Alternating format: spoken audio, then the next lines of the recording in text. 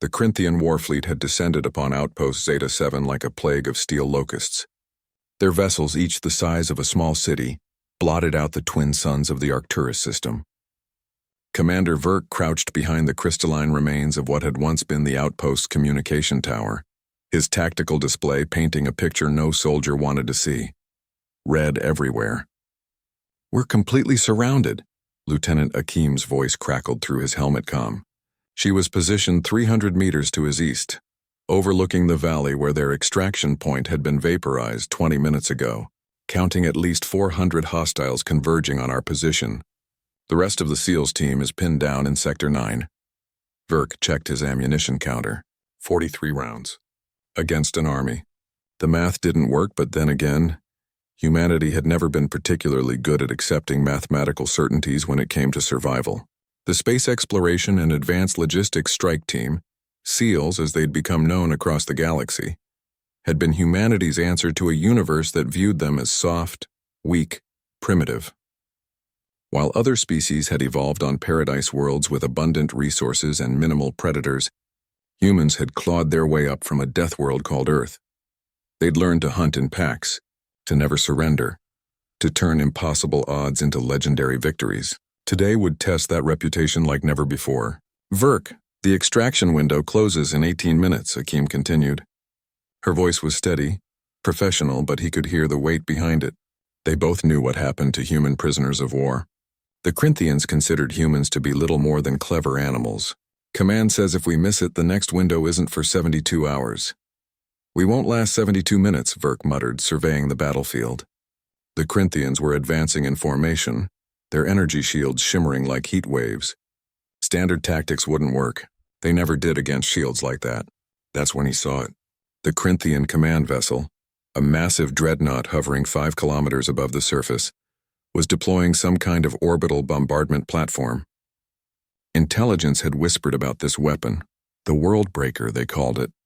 One shot could turn the entire outpost into a crater visible from space. And it was charging up. "Akim," Verk said slowly, an insane idea forming in his mind. "You still have that modified M9000 railgun?" There was a pause. "The one I've been tinkering with?" "Yeah, but Verk, it's experimental. I've only test-fired it twice, and both times it nearly tore my shoulder off. Plus the power cell overheats after one shot." "What's its effective range?" Another pause, longer this time. He could almost hear her mind working through the implications. "In atmosphere? Maybe 6 kilometers if the conditions are perfect. But Commander, the energy signature alone would paint a target on my position so bright every Corinthian in the system would." "I know," Verk interrupted. "But look at that dreadnought. See that charging port on the underside? That's where the Worldbreaker draws power from the main reactor." Akim's sharp intake of breath told him she understood. If someone hit that port while it's charging, the feedback would cascade through their entire power grid. "It would tear that ship apart from the inside," Verk confirmed. "And without their command vessel coordinating the assault, their ground forces would scatter. We'd have our window." "It's a 1 in a million shot, Verk. That port is maybe 3 meters wide, 5 kilometers away, and I'd have to calculate for wind, gravity differential, the planet's rotation, atmospheric density." "You're human, Akim," Verk said quietly. "We don't believe in 1 in a million odds. We believe in training, skill, and the will to make impossible shots when everything depends on it." The comm went silent for a moment. Verk knew what he was asking. If Akim took that shot and missed, the Corinthians would zero in on her position within seconds. She'd be dead before the power cell finished overheating. "I'm going to need 90 seconds of absolute stillness to make the calculations," Akim finally said. "Can you buy me that time?" Verk looked at his ammunition counter again. 43 rounds. He smiled grimly. "I'll buy you 2 minutes. Make it count, Lieutenant." What happened next would be studied in military academies across human space for generations. Commander Verk, armed with less than 50 rounds and a refusal to accept defeat, launched a one-man assault on the Corinthian forward positions.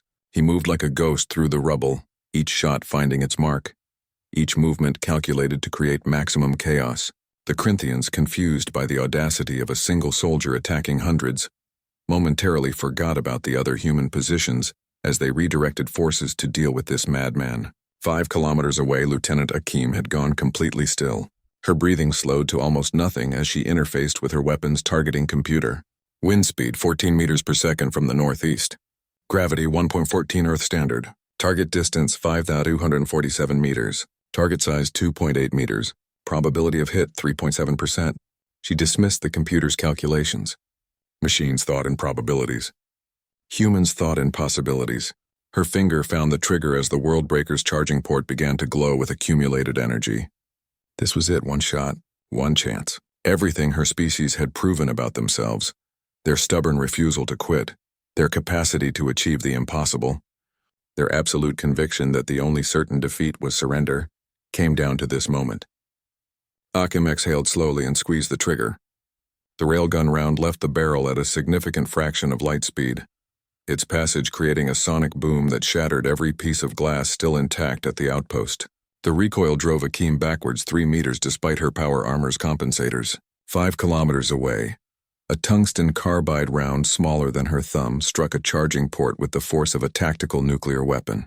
The Corinthian dreadnought's power grid, already stressed from charging the Worldbreaker, experienced a catastrophic cascade failure. Secondary explosions rippled across the massive vessel as containment fields collapsed and reactors lost cohesion. Within seconds, the pride of the Corinthian warfleet was tearing itself apart, raining debris across the battlefield below. The ground forces, seeing their command vessel transformed into a fireball, did exactly what Verk had predicted. They scattered. 18 minutes later, a human extraction shuttle touched down at Emergency Landing Zone Echo 7. Commander Verk, Lieutenant Akim, and the rest of the SEALs team climbed aboard, battered but alive. As the shuttle lifted off, leaving the burning wreckage of the Corinthian fleet behind, Akim looked at Verk with exhausted eyes. 3.7% probability, she said quietly. Verk grinned. Like I said, Lieutenant, we're human. We don't do probabilities. We do impossible. And across the galaxy, the reputation of humanity, and the warriors who called themselves SEALs, grew just a little bit more legendary.